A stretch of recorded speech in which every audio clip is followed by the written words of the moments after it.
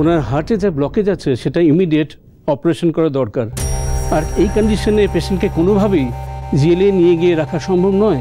Actually আমরা জানি না অপারেশনটা আদৌ সাকসেসফুল হবে কিনা। His condition is very critical. Doctor, কি হয়েছে? ও কথা বলছে না কেন?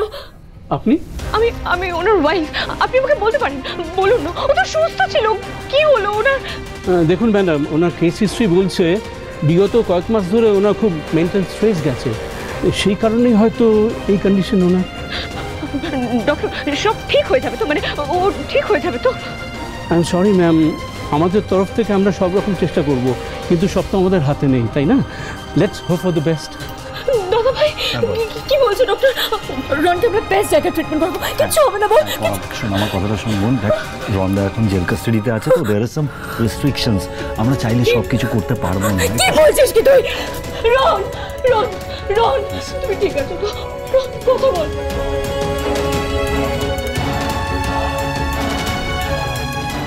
রন, কথা বলো না। কি হয়েছে তোমার, বলো না। এই তো আমি এসেছি, তোমার স্ত্রী এসছে। রন,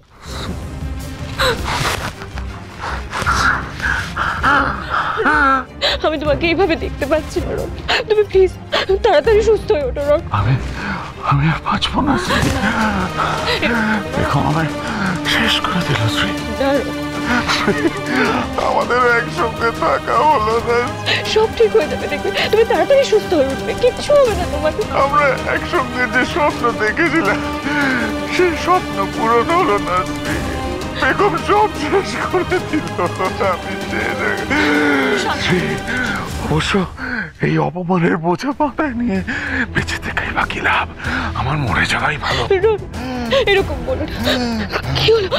কোথায় কষ্ট হচ্ছে? রন, শ্রী, একটা কথা দেবে শ্রী? হ্যাঁ বলো। আমি যখন থাকবো না, তুমি কিন্তু ভালো থাকবে শ্রী। তুমি নিজেকে খুব ভালো রাখবে শ্রী। Please please Shri. ঠিক হয়ে যাবে, তুমি ঠিক হয়ে যাবে। ডাক্তার বাবু, তুমি ঠিক হয়ে যাবে। তুমি ম্যাডাম ম্যাডাম ম্যাডাম প্লিজ পেশেন্টকে এত কথা বলাবেন না। উনি উত্তেজিত হয়ে পড়ছেন, তাতে আরো কন্ডিশন খারাপ হবে। প্লিজ প্লিজ আপনার বাইরে যান। দাদা,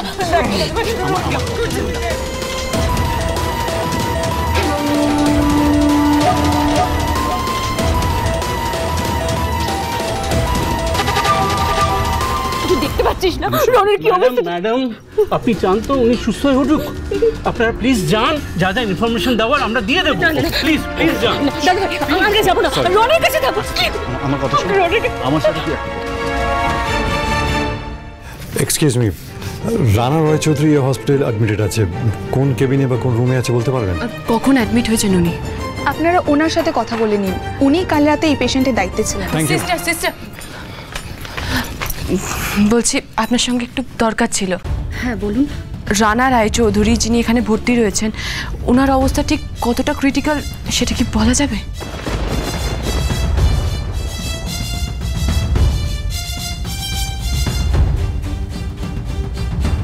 এই পেশেন্ট খুবই হাই প্রোফাইল, আর ওনার সম্বন্ধে আমাদের সবাইকে সবটা জানানো হচ্ছে না। যেটুকু জানি উনি জেলে ছিলেন, তাই অনেক রকম গোপনীয়তা বজায় রাখা হচ্ছে। এর থেকে বেশি আর কিছু আমি আর বলতে পারবো না।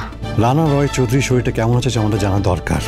আসলে হঠাৎ হার্ট অ্যাটাক কথা শুনে আমাদের খটকা লাগছে, তাই প্লিজ বলুন, আপনি কি অস্বাভাবিক কিছু লক্ষ্য করেছেন?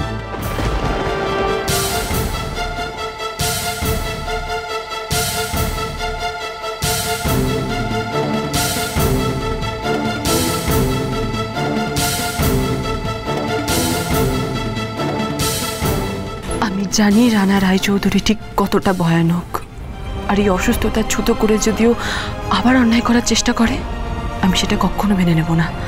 আমি আর আমার হাজবেন্ড অনেক লড়াই করেছি ওকে জেলে পৌঁছানোর জন্য। আপনার কাছে আমার রিকোয়েস্ট, আপনি যদি কিছু জেনে থাকেন আমাদের বলুন প্লিজ। এই পেশেন্টের সাথে এই হসপিটালের একটা ভালো যোগাযোগ রয়েছে। যে ডাক্তার ওনাকে ট্রিটমেন্ট করছেন, সেই ডাক্তার ওনাকে একাই হ্যান্ডেল করছেন। সব সময় সবাইকে কেবিনে ঢুকতে দেওয়া হচ্ছে না। আর তাছাড়া আমার কেন জানি না মনে হচ্ছে। আপনার কি মনে হচ্ছে? দেখুন, আমি জানি অসুস্থ মানুষের উপর সন্দেহ করা ঠিক নয়, তবে আমিও তো অনেকদিন ধরে এই কাজ করছি। অস্বাভাবিক কিছু হলে সেটা আমার চোখে এড়ায় না। এই পেশেন্টের যতটা সিরিয়াস অবস্থার কথা বলা হচ্ছে, ওনার আচরণ দেখে মনে হচ্ছে না এই পেশেন্টের ততটা সিরিয়াস অবস্থা। আর তাছাড়া কাল রাতে আমি যখন ওনাকে ওষুধ দিতে গেছিলাম, নিন একটু উঠে হেলান দিয়ে বসুন। উঠুন উঠুন, আস্তে। আরে আরে কি করছেন দেখি, একটু হেলান দিয়ে বসুন। কি করছেন? ছাড়ো না আমাকে, ছাড়ো।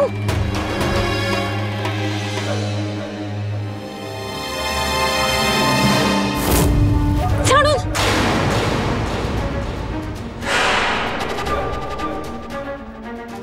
সোজা কথায় আমার ওনার স্পর্শ একদম ভালো লাগেনি।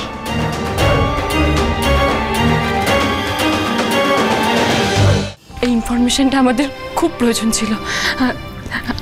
আর একটা রিকোয়েস্ট, আমি আমার ফোন নাম্বারটা আপনাকে দিচ্ছি। যদি কখনো মনে হয় আরও কিছু জানানো দরকার, প্লিজ একটু ফোন করে নেবেন। আচ্ছা ঠিক আছে।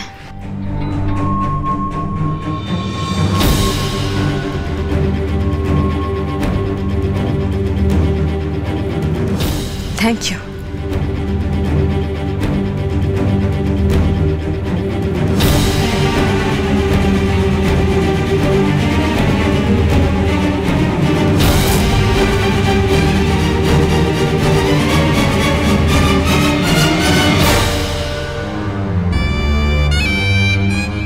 দাদা এতটা কেয়ারলেস হবেন না, এতটা কেয়ারলেস হবেন না। এখনো পুলিশের লোকজন আর আপনার ওয়াইফ এই হাসপাতালে যতই আছে।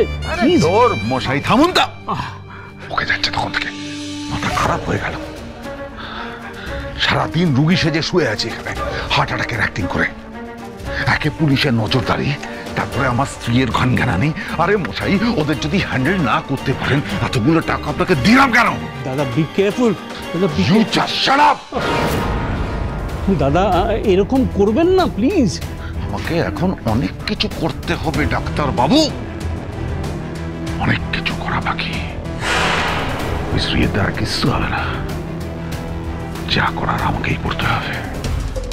ওই বেগম আমাকে বরবাদ করেছে, তাই না? যতক্ষণ না আমি বেগমকে শেষ করছি, ততক্ষণ আমি কোনো রেস্ট নিতে পারবো না। এখন আমায় শুয়ে বসে থাকলে চলবে না।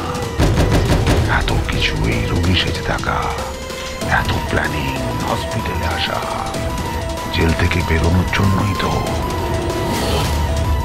এখন কি শুয়ে থাকলে চলবে? এই কি করতে এসছো এখানে তুমি? মজা দেখতে এসছো? আমার এত বড় সর্বনাশ করে দিয়ে দাঁড়িয়ে আছো এখানে তুমি? দিদি ভাই, তুই কেন বেগমকে কথা শোনাচ্ছিস? দেখুন, হসপিটালের মধ্যে এইভাবে সিনক্রেট করবেন না। এখানে কিছু নিয়ম আছে। দিদিভাই, তুমি একটু শান্ত হও, নিজেকে ভাবে কষ্ট দিও না। আমি তোমাকে এর আগেও বলেছি, তুমি যেই মানুষটার জন্য কষ্ট পাচ্ছ সে তোমার ভালোবাসার যোগ্য নয়। লাজ লজ্জা কিচ্ছু নেই না? একটা মানুষকে মৃত্যু সজ্জায় পৌঁছে দিও, মাথা উঁচু করে এখানে দাঁড়িয়ে আছো। হ্যাঁ, সবসময় আমাকে তুমি একটা কথা বলতে না, দিদি ভাই তোমার চোখে আঙুল দিবে, আমি দেখাবো রনের সত্যিটা। আজকে আমি তোমাকে তোমার চোখে আঙুল দিয়ে আমি দেখাবো ওই মানুষটা ঠিক কি পরিণতি করেছো তুমি। চলো দিদি ভাই দাঁড়া, কি হচ্ছে? কি করছিস তুই? ছাড় বেগমকে। ম্যাডাম, দিদি আপনি এখন ভেতরে ঢুকতে পারবেন না, ভেতরে এলাও নেই, বাইরের লোক। আমি ওর ওয়াইফ, আমাকে যেতে দিন। সরুন সরুন। দিদি এসো এসো, এখানে দাঁড়াও। দাঁড়ান, আপনাদের আমি বারবার বলেছি পেশেন্টের ঘরে যখন তখন ঢুকে পড়বেন না। এরকম করলে আমরা কিন্তু ওনার ট্রিটমেন্ট করতে পারবো না। সরি ডক্টর, বাট এই মানুষটার আজকে এরকম হাল, যার জন্য তার নিজের চোখে দেখা উচিত। টেস্টটা খেতে খেতে কোনো মতে বেঁচে গেছি, ভাগ্যিস ঠিক সময় ডাক্তারকে একটা ইনফর্ম করলো যে স্ত্রী এদিকে আসছে। এখানে প্লিজ ভিড় করবেন না। আপনার দাদা আমার কেবিনের বাইরে অপেক্ষা করছেন, আপনি সেখানে যান, সেখানে গিয়ে ওনার সার্জারি নিয়ে কথা বলবো, আপনি যান। কি হলো, আপনারা দাঁড়িয়ে কেন? আপনারাও যান।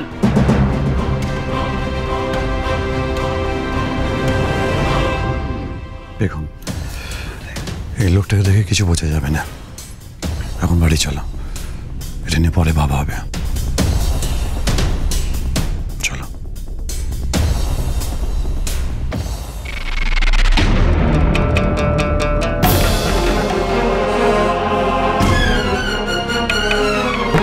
দেখে নাও বেগম,